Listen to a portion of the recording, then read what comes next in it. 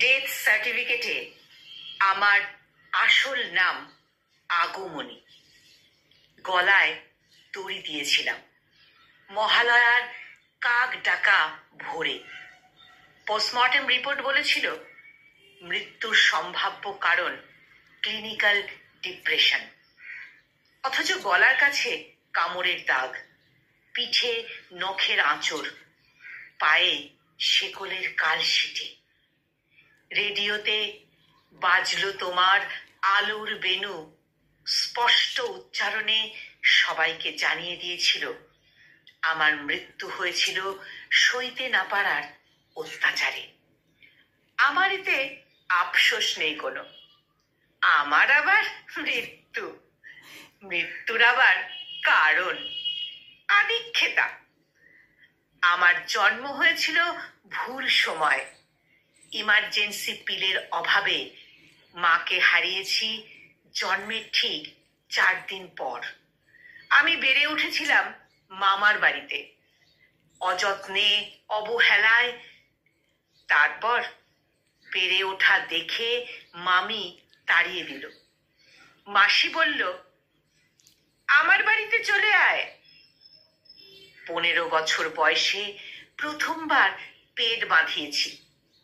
বাচ্চাটা আমার নাকি মেসোমশাইয়ের, নাকি মেসোমশাইয়ের মদের বোতলের বন্ধুর, আমি ঠিক জানি না।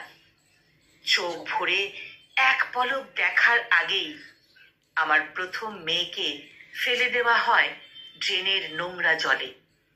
নোংরা মায়ের নোংরা মেয়ের জায়গা আর কোথায় বা হবে? আমার কপালে সিঁদুর উঠেছিল শ্রাবণের ঝুম বৃষ্টির দিনে।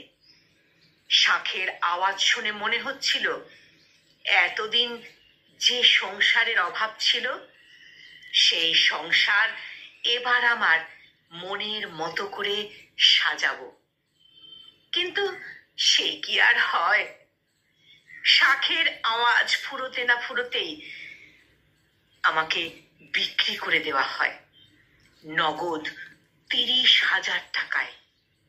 700 টাকার সেকেন্ড হ্যান্ড বেনারসি আর হাতের কানের গয়না সমেত তার প্রতি রাতে আমি বাড়ি বদল হতে থাকে, সংসার বদল হতে থাকে। আর ভালো লাগছিল না, তাই ঝুলে গেলাম। কি হলো, ভয় পাচ্ছেন মৃত মানুষের গল্প শুনে? আরে মশাই, ভয় নেই, কোনো ভয় নেই। আমি আপনার মতো মানুষ না। এই দেখুন না ডেথ সার্টিফিকেট, আমার নাম আগমনী। আমি মুক্তি পেয়েছিলাম মহালয়ার ভোরে। মৃত্যুর সম্ভাব্য কারণ ক্লিনিক্যাল ডিপ্রেশন। কলমে স্বপ্নীল চক্রবর্তী আর কণ্ঠ প্রয়াসে আমি নিবেদিতা।